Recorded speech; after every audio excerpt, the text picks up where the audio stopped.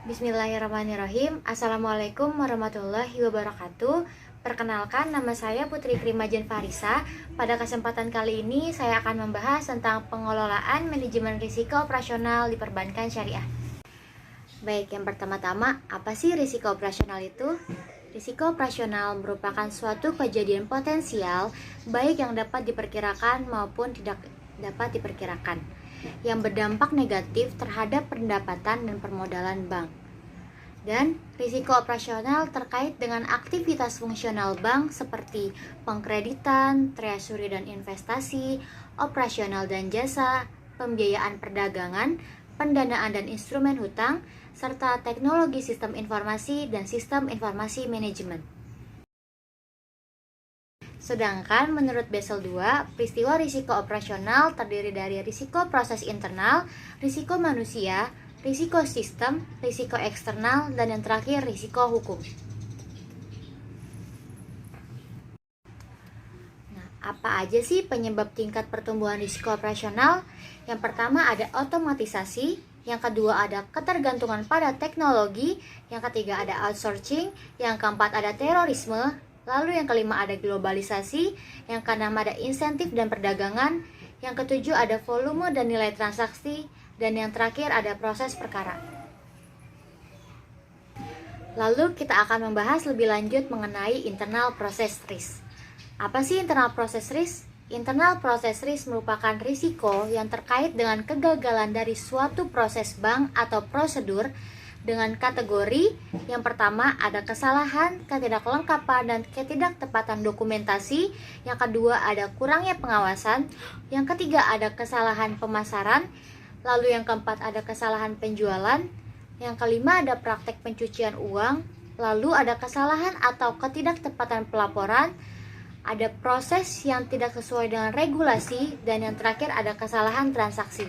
Lalu selanjutnya ada people risk, merupakan suatu risiko yang berhubungan dengan karyawan dari suatu bank, atau lebih tepatnya dapat dikatakan sebagai oknum karyawan dengan variasi kesalahan manusia, tidak kompeten, niat jahat, kehilangan karyawan kunci, dan penipuan. Lalu masuk ke sistem risk, merupakan suatu risiko yang berhubungan dengan penggunaan sistem dan teknologi. Karena pada dasarnya bank sangat bergantung pada sistem dan teknologi. Karena sistem dan teknologi dapat digunakan untuk membantu pelayanan sehari-hari. Penyebab munculnya risiko sistem diantaranya seperti kerusakan dan kehilangan data, kesalahan dalam proses pemasukan data, ketidakcukupan dalam pengawasan perubahan sistem, gangguan pelayanan akibat kegagalan sistem, masalah sistem keuangan atau penggunaan teknologi baru yang belum teruji.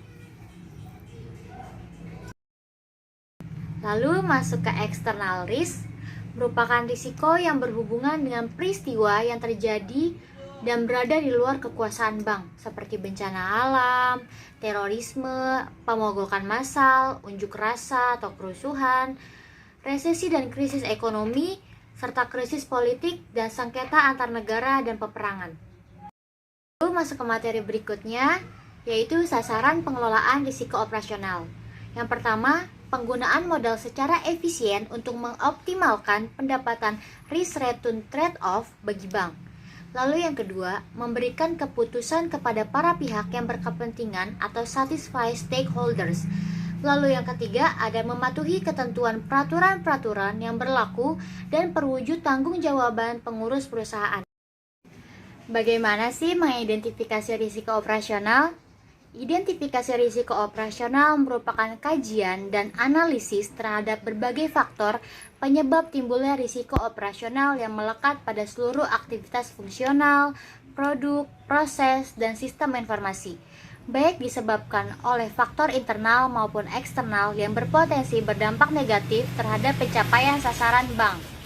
Lalu terdapat langkah mengidentifikasi risiko operasional. Yang pertama ada langkah identifikasi dan analisa terhadap faktor penyebab timbulnya risiko operasional. Lalu yang kedua mengembangkan database mengenai jenis kerugian, loss events yang ditimbulkan oleh risiko operasional. Lalu yang ketiga menggunakan metode self risk assessment, risk mapping, key risk indicator, dan scorecards.